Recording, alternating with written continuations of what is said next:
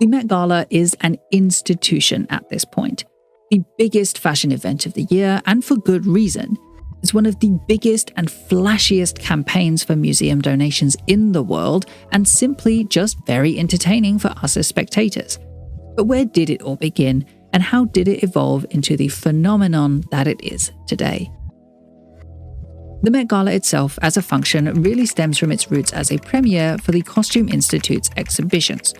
So, to understand the necessity of such a colossal event, I'd like to begin this timeline all the way back in the 1920s when two sisters, Irene Lewisohn and Alice Lewisohn Crowley, began collecting clothes that may be used as costumes for the stage, different historical, cultural, and geographical garb. At this time, the collection was just a collection, but by 1939, it was established as the Museum of Costume Art on Fifth Avenue in New York, thanks in part to the involvement of actress Aileen Burstyn, who, according to her autobiography, had always been a natural collector. Together, the women would oversee several exhibitions that, starting in 1940, would be in collaboration somewhat with the Metropolitan Museum of Art, which is where it seems that they held their shows in the basement. According to all the sources I checked, they weren't yet storing their collection in the museum. This was purely used as a functional display area, but it does mean that the Metropolitan Museum of Art has kept a full archive of images of the exhibitions on their archive site, which I'll link below, and I highly recommend you look through because it is just phenomenal. However, this video is about the gala itself, not about the museum, and things would soon take a bit of a turn for the worse.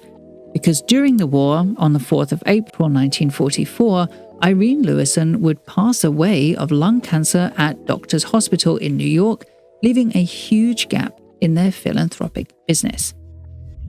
In her stead, Lord & Taylor Board of Directors member and founding member of the fashion group, Dorothy Shaver, would come in specifically to further the charity. She was already personally interested in American fashion, had been an enormous champion of American fashion for over a decade at this point, and believed that the Museum of Costume Art would serve as inspiration for American designers and act as encouragement to American consumers to consider American couturiers in the years after the war. And yet, her influence would be far greater than expected, because in 1945, she would become the first woman in history to be the president of a multi-million-dollar company when she took over from Walter Hoving as the president of Lord & Taylor. She became a real force in fashion and retailing, and as such in 1947 was able to provide the heft that the charity needed to place it in a more esteemed establishment, namely the Metropolitan Museum of Art. The only catch, they would need to provide $150,000, over $2 million today, needed for the transfer to the museum themselves. The solution, of course, was the Costume Institute Gala, conceived by publicist and founder of New York Fashion Week, Eleanor Lambert, who along with Shaver believed that the exhibition would have an immense impact on American design. As such, the very first Costume Institute Gala was planned as a midnight event to wine and dine New York's high society in an effort to accrue further donations on top of the $50 ticket fee. The collection was an educationally focused display. It didn't have a theme, neither did the gala, and that was held in December in various locations, so it was a mile away from how we know the Met Gala today. But, as a surprise to all, was a smash success, raising $350,000 at the party alone, which today would be just shy of $5 million, enough to fund the collection's new location for an entire year and becoming quickly known colloquially as the Party of the Year. But little changed over the years, and as a result, through the 1950s and 1960s, the exhibitions became a little dry and stale. Their yearly Costume Institute Gala was still the Party of the Year and still funded the exhibition well. But after the party, it wasn't necessarily the highlight of an average trip to New York. Instead, the most interesting thing to happen for the exhibition and the gala at this time was that James J. Rorimer took over as the Met Director in 1955, taking over from Francis Henry Taylor. And it was he who noticed that the exhibition had become quite low-key and patchy, so absorbed the collection into the museum in 1960, turning it from a semi-autonomous venture into one now curated by the museum. So, though all the funding would still need to be found by their own fundraising, it's likely that it's at this point that the gala was able to be held regularly in the museum itself. And yet still little changed. In fact, it wasn't until 1966, when Rorimer would die suddenly of a heart attack in his sleep, that the lackluster exhibition and gala held in the basement would find new life breathed into it. This would come by the way of Thomas Hoving, who was the son of Walter Hoving, who Dorothy Shaver had replaced at Lord and Taylor. But unlike his predecessor, he believed museums should be both educational and entertaining, where one's mind may be expanded upon and interested by way of discovery. He immediately changed the museum's strategy of procurement to one focused on truly individual pieces, so quality over quantity, which though of course did not have a direct influence on the Costume Institute's acquisitions, it catalyzed the idea to theme the collections around a title, with the first being the art of fashion. This in turn would heavily influence the esteem of the exhibition and therefore the desirability for guests to attend the gala, which was at this point still a dwindling party. You see, this really was a breakthrough in how any museum would look at presentation, going for the edutainment factor over purely educational motivations, and of course would come to affect museum curation from then on. While in respect to the gala, Hoving identified that this was the ticket that the museum needed to transform it into a money spinner and crowd puller. Improving the desirability for the party would allow a higher ticket price and encourage more generous donations. But he couldn't do it alone. He needed the help of a publicist. Namely, he needed the return of Eleanor Lambert. Quickly, Lambert turned things around. She may not have had the respect for procedure that Hoving desired, but she was instrumental in proving Hoving's intuition correct. This was going to be the museum's next huge money spinner. So they invested, closing their doors in 1968 to totally transform the space by making it larger and introducing better storage facilities. The exhibition would really still be only held in the basement of the museum, but it was an enormous step up from where they had come. Eventually, in 1971, the museum was reopened. Now, with construction completed, all the while Eleanor Lambert had continued to raise money for the ongoing expansion. However, when the time came to pick a new curator, Hoving instead chose to approach the next exhibition with a return to the scholarly approach led by Adolf Cavallo. But in comparison, Cavallo's exhibition fell flat. It didn't have that creative sparkle that Lambert's had had, and it ended up being a real stain on the museum. Quote, "These tensions resulted in the waning of Cavallo's star and a vacuum that Hoving found difficult to fill." By 1972, Cavallo had already quit, and Hoving really needed someone to come in and do what Cavallo could not. He needed someone to make the Costume Institute Gala come back to prominence once more and make it the moneymaker he knew it could be. But who that woman could be, he just didn't know. As it happened, instead the idea came from Theodore Rousseau, then the curator-in-chief of the Met, and the museum's secretary, Ashton Hawkins. Their solution was Diana Vreeland. Diana was a real force in the fashion industry, famed for being a groundbreaking fashion editor of Vogue and before them of Harper's Bazaar.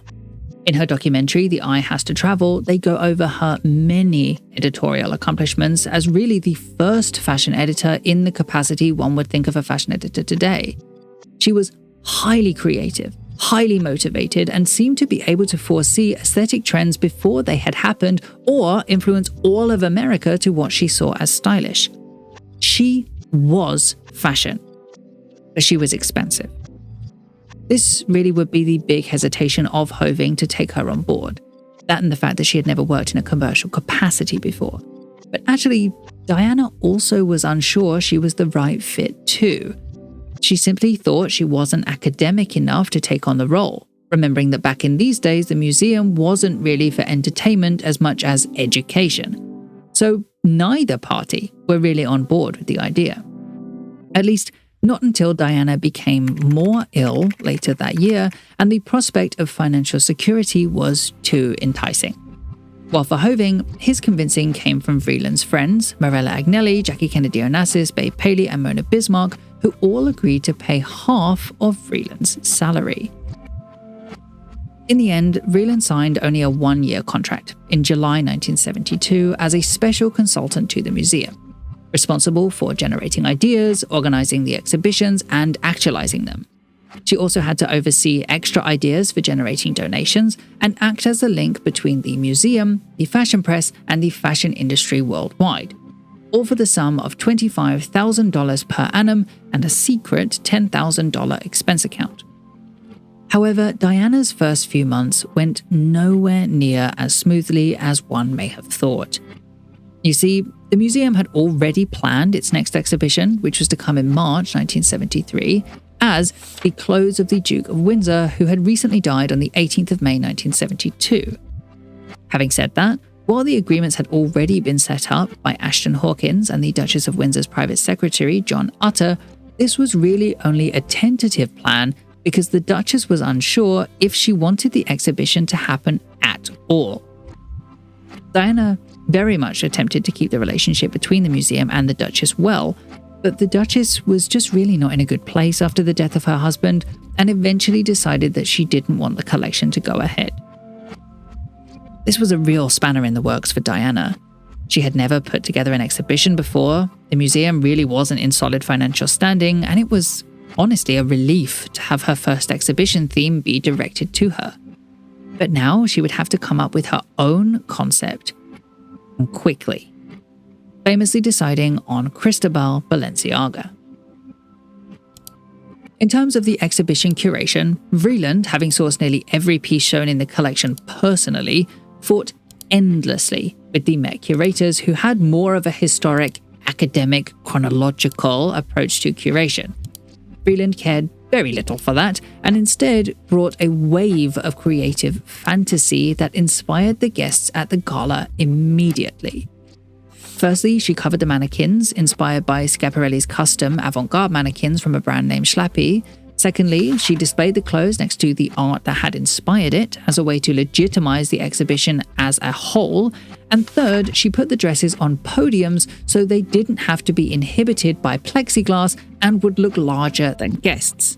So, while it was historically accurate thanks to Stella Bloom, it was the combination of these three creative things, these three innovative things, that really made the gala a marvel once more, as guests were evidenced of her true curational talent. Meaning that, while to the public the exhibition garnered 150,000 guests in just 6 months, more importantly, it enticed the fashion industry to jump on board, truly for the first time. This came by the way of Oscar de la Renta, who decided that the CFDA, to whom he was president, would become a benefactor of the Costume Institute. But it wasn't the exhibition he had his eyes on. It was the gala. However, something I must tell you at this point is that in fact, Diana wasn't overly concerned with the party at all. She had little involvement with it, as it was primarily organized by the museum's development office. So, while Diana Vreeland is often credited with hosting the first Costume Institute Gala in March 1973, it was really Oscar's idea to turn the premiere into the iteration we know today for the second exhibition titled The 10s, the 20s, the 30s, Inventive Clothes 1909 to 1939 in December 1973. Specifically, it was Oscar de la Renta who transformed it from an industry event to one where high society could meet those influential in fashion. It was he who turned it into a glamorous, elite event where one was lucky to pay handsomely for a ticket. Immediately, the gala was a shining star. Issey Miyake had commissioned the second show to debut in Japan after it finished its run in 1975. Bill Blass said it had the most shattering effect on fashion and resulted in 400,000 visitors, almost 3 times the first exhibition. Any naysayers from Vreeland's first show, like Calvin Klein, were hushed, and this brought a whole new wave of promotion to the exhibition, including, for the first time, a focus on the clothes that the guests themselves wore after Cher famously wore her semi-nude Bob Mackie gown, beginning the tradition of guests trying to outdo one another. From this point onwards, the party would be an institution in fashion, as an insider event held once a year, usually in December. In 1974, they had romantic and glamorous Hollywood design, the first to include Hollywood costume instead of historical costume or couture designers, and the first to see Vreeland have hordes of volunteers work with her, expanding on her two previous volunteers, Andre Leon Talley and Ton Goodman, from which the resulting buzz garnered 800,000 visitors, 4 times more than the museum's most successful exhibition to date.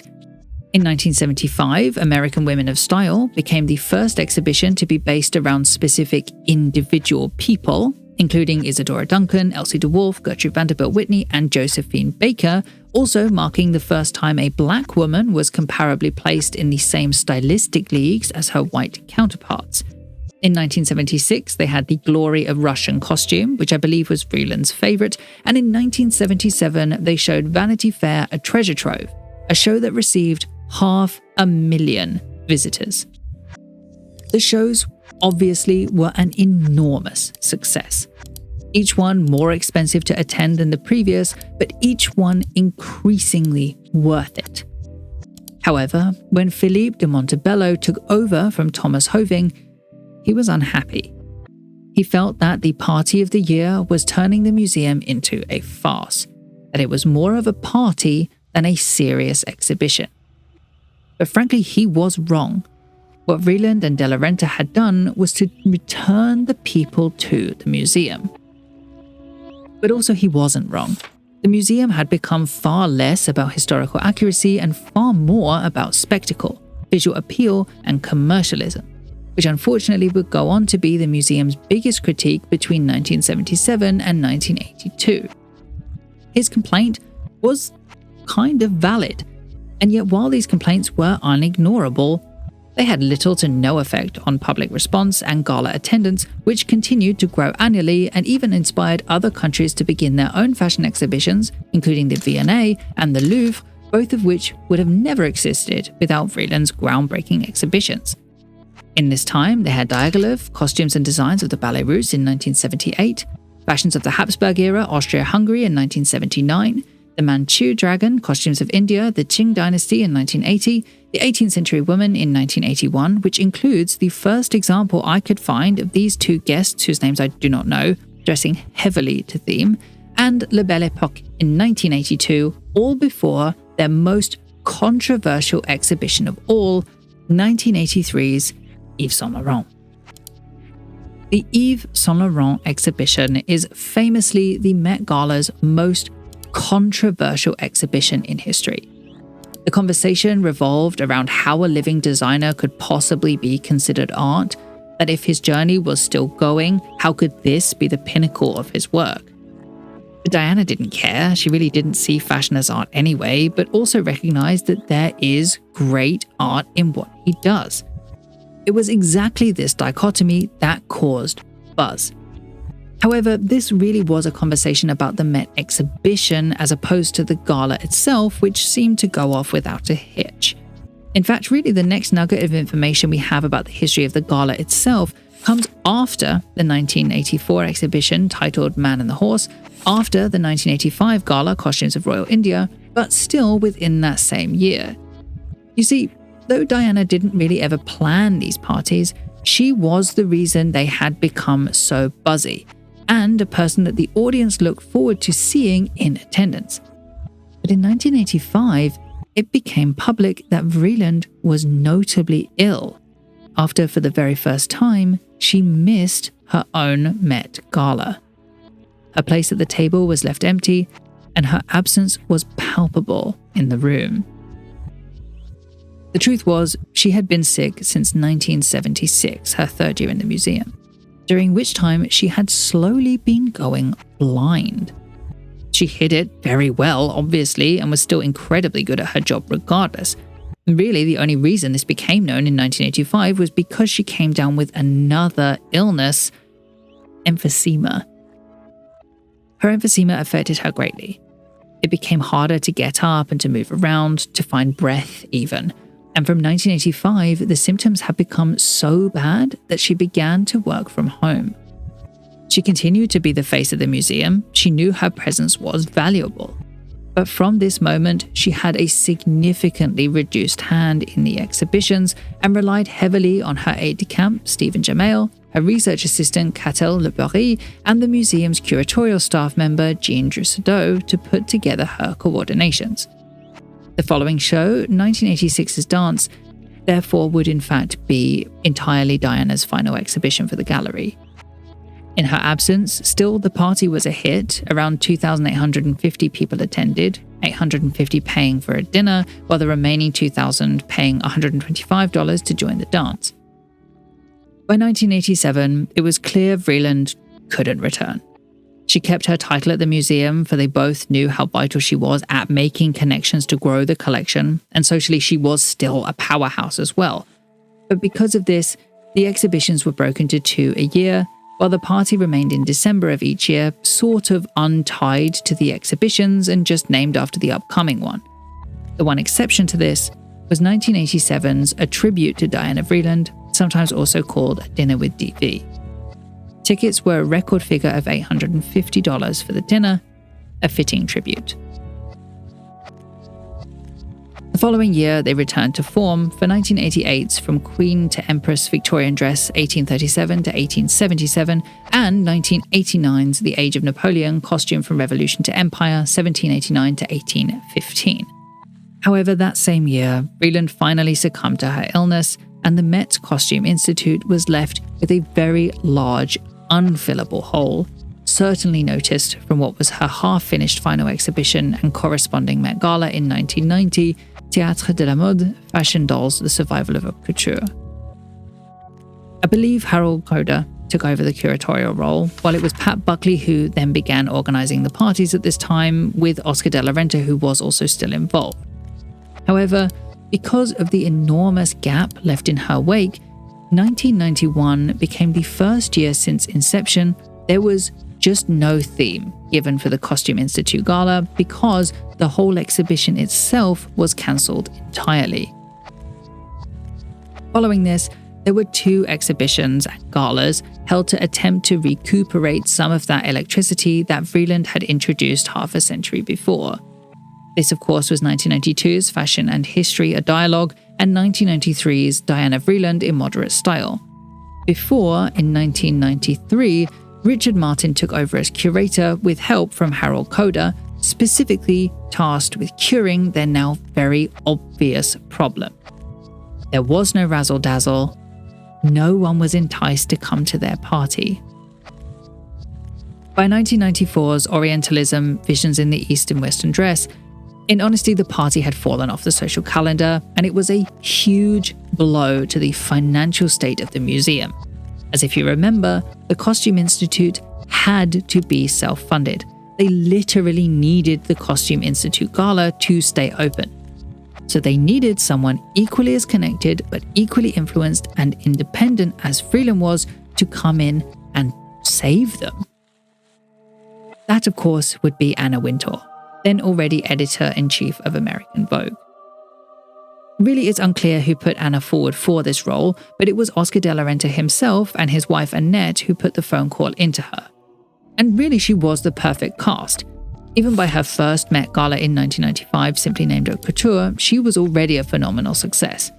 Of course, Anna was already known as well for throwing incredible industry events, a study taught to her by her father, so she really just took to the party like a fish to water, theming it around Harold Coder's exhibitions and working most directly with Stephanie Winston-Wolkoff, who had already been a planner for the Costume Institute Gala already under people like Oscar de la Renta and Pat Buckley.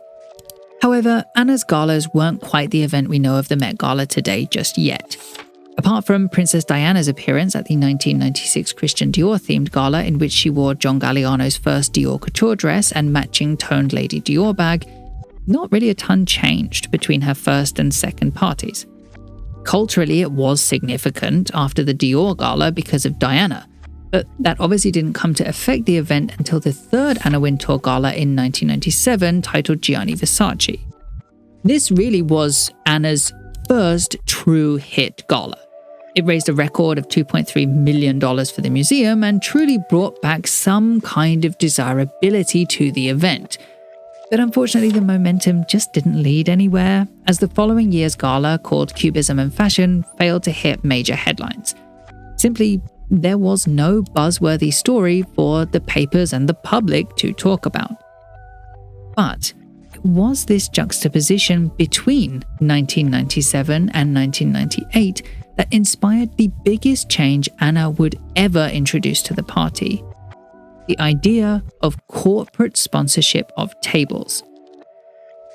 Truly, it's not 100% clear if this was begun by Anna in 1999 for Rockstyle, but the first documented example comes from this Met Gala, in which she plans her party around charging $275,000 per table, as opposed to previously, where all the sales are discussed measured by ticket. This changed the function fundamentally. While it had always been an industry event for New York socialites, as it was their opportunity individually to be seen, now under Anna, it would reframe guests as a representative or as an ambassador, not of themselves, but of the brand who invited them, while the brand is then permitted to invite whichever Anna-approved guest they so choose, rich or otherwise. This really changed the dynamic of family and friends of the rich and connected to the most buzzworthy guests who were potentially rich but definitely famous, something that would come to greatly affect public interest in the event. And it was extremely successful right from the jump, making $3 million for the museum. So Anna had found her smoking gun. And yet another problem was about to reveal. In the year 2000, Anna had wanted to put on a retrospective of Chanel's work. However, then head of Chanel, Karl Lagerfeld, who had revived the brand many decades before, really wasn't a fan of fashion in museums in the first place and was already questioning if he wanted the retrospective to go ahead when Ingrid Sischke of Interview magazine convinced him that this was a slight because retrospectives were for designers on their way out, and Karl had had a few rocky years at Chanel. The museum also was suffering because their curator, Richard Martin, had just died, leaving it to the hands of their curatorial team, then led by Harold Koda, which, even though Harold Koda is very talented, caused less stability for Karl to feel comfortable. As a result, on the 20th of May 2000, the entire gala and exhibition couple was cancelled for the first time since inception, and monumentally changed the Met Gala from here on out. You see, because they needed a year to produce the replacement exhibition, Jacqueline Kennedy, the White House years, would be the first Met Gala hosted in spring, now moved from its usual December spot to the 23rd of April 2001, so obviously not yet the first Monday in May. And actually, really, a couple of years went by without much change to Anna's new format. First, the cancelled 2002 gala following the September 11th attack on the Twin Towers in 2001, and then 2003 Goddess the Classical Mode, which was Andrew Bolton's first exhibition curation. Which brings us to 2004's Dangerous Liaison Fashion and Furniture in the 18th Century, as this year was the year Amber Valletta went in this ensemble after being encouraged by Anna Wintour to dress extremely to theme in a costumey way. She goes over this in her Vogue 15 looks from 1993 to now, and she describes that she was actually mocked for this ensemble. And yet despite this, it was a real breakthrough for the evolution of the Costume Institute Gala, in which slowly but surely it would become a quasi-costume party. Of course, she wasn't the first to dress this heavily to theme. There was the 1981 couple I mentioned earlier, as well as Stella McCartney and Liv Tyler, very famously in 1999, who dressed to the rock theme. And it wasn't immediate either, because the public still weren't invested as they are now. But it was notable because this 2004 look really pushed the boulder that had begun rolling. This was very noticeable really in the following year's Costume Institute Gala in 2005 for the finally achieved Chanel retrospective named The House of Chanel. in which several guests showed up either in Chanel or in Chanel-esque designs. Not everyone, obviously, but a noticeable amount for it to become much more of a trend. And yet, the 2005 Costume Institute ball was far more noticeable for another detail that was then unnoticed, as it was this that would be the first gala ever held on the first Monday in May, beginning a tradition that still holds true. So, everything we know of the Met Gala today, except the fact that it wasn't yet called the Met Gala, had been in place since 2005. But it still wasn't at the social importance that it boasts today. Really, the exact date this opinion changed is always going to be subjective, as everyone gets on board with movements at different times, but it was around this time that it started to transform into pop culture.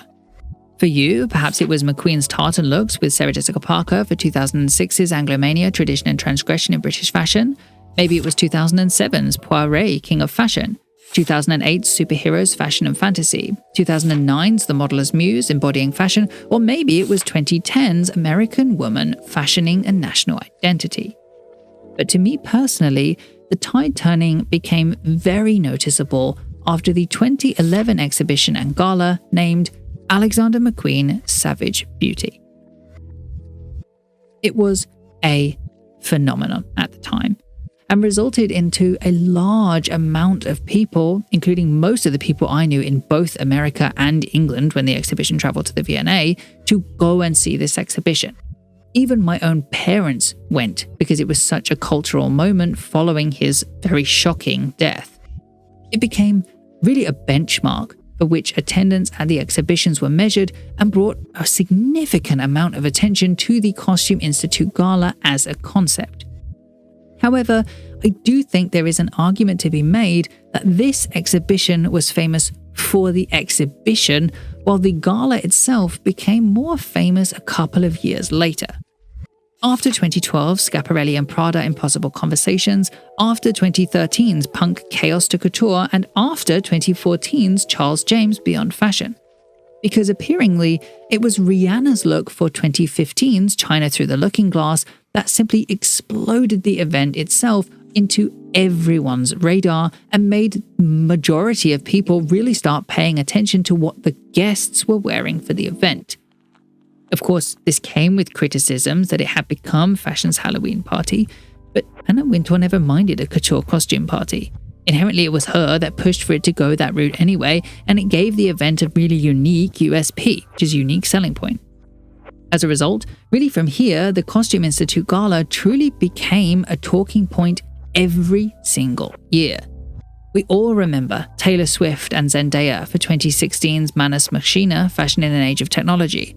We remember Rihanna's looks both for 2017's Rei Kawakubo Comme des Garçons, Art of the In-Between, and 2018 Heavenly Bodies, Fashion and the Catholic Imagination, as well as honestly most of the looks from 2019's Camp Notes on Fashion, an event so buzzworthy that Andre Leon Talley was ousted in his carpet interviewing role to be replaced by younger, more pop culture famous interviewer Liza Koshy. This then brings us to 2020, in which the final major change to the Costume Institute Gala would very noticeably happen. You see, after the gala was cancelled in the spring due to COVID, the third cancelled gala in history, in December 2020, the Metropolitan Museum of Art would officially rename the entire event to its slang name, the Met Gala, something popularised many years before, but never officially recognised until now, finally completing our timeline of the Met Gala. By this point, now with Emma Chamberlain doing the interviews, the Met Gala really is an institution on which we watch every year, judging the looks each celebrity wears. Whether it's scandal like Kim Kardashian wearing Marilyn Monroe's dress, it's confusion like Jared Leto's Choupette costume, or in awe like Michaela Cole's Schiaparelli gown. It's really the biggest ball running today and a real pillar of what high society used to look like. It's just now we have much more of an insight to it than ever before, and now that a ticket costs $50,000, far less chance of going. Thank you so much for watching. Make sure you like and subscribe for more videos like this one in the future. Check out my beauty channel Underskin for videos like this one but about beauty brands, and a special thank you goes out to my patrons over on Patreon, some of whose names are on the screen now. All content used in this video is done so in accordance with the principles of fair use. However, if you have any concerns, please contact me directly at contact@understitch.co.uk.